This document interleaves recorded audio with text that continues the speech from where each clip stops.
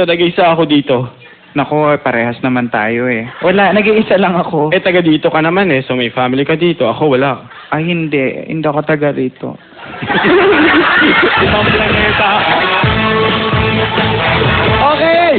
Eto, sikat at sikat mga kapamilya. Alam niyo ba, nung una lumabas to dito na Pukyaw, napaka-stand SRO ang show niya sa Metro Bar.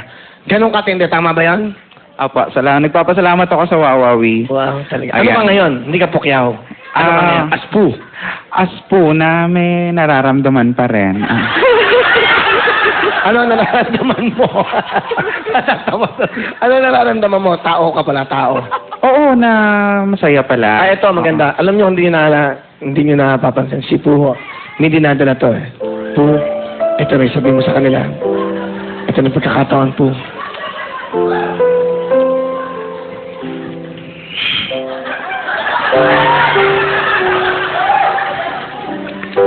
Dapat nga maging masaya ako. Alam mo yon kasi may kinuwento ko sa inyong sa boyfriend ko.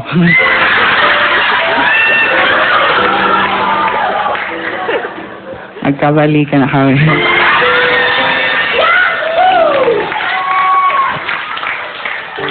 Naging ano siya? Naging mas sweet. Naging nakakahiyay.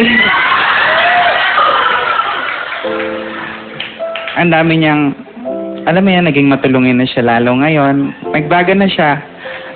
Kasi yung kapitbahay namin may poso. Mag-iigib kami, dalawa kami. Nakakatuwa kasi matulungin na siya. Katunayan nga siya yung magbobomba. Alam mo yan. Pero ako yung magbubuhat ng mga ano. Pero okay lang naman yan kasi love you too, pare.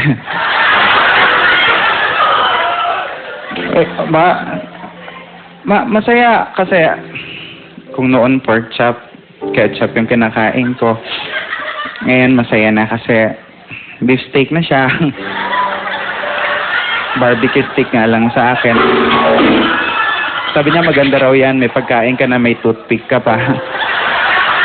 Nahirap lang kasi puro sa lubsob ang nararamdaman ko. Pero parang nagdadalawang isip pa rin ako na tuluyan ko dahil kagaya nga nung sinasabi ng mga kasamahan ko, mga alam mo na yan, mga katrabaho ko na magnanakaw nga siya.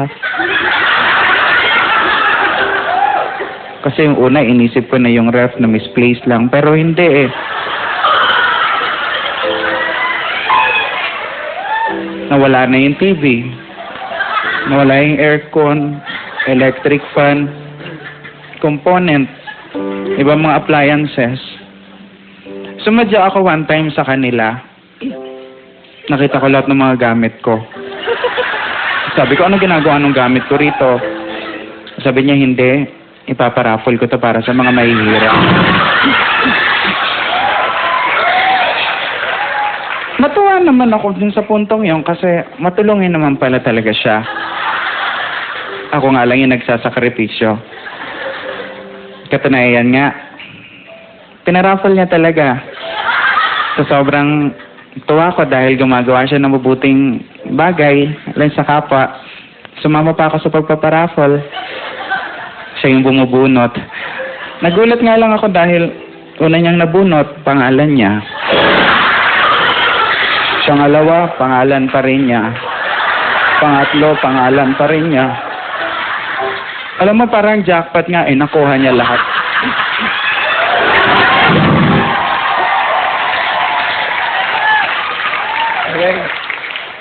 Hindi ko naman makuha ang umangal kasi valid kasi may DTI representative. At yun yung nanay niya. Kaya sabi ko, naghiwalay na tayo. Ulit. Hindi ko na kaya ang mga ginagawa mo sa akin. Sabi niya okay lang kasi ready na raw siya. Kasi kahit iwalayan ko siya, may trabaho na siyang nakita. May nakita na siya. Isang salon. Kaya pala iba yung naramdaman ko. Baklala rin ang loko. Ladies and gentlemen! Ibang klase Ito! You're the man!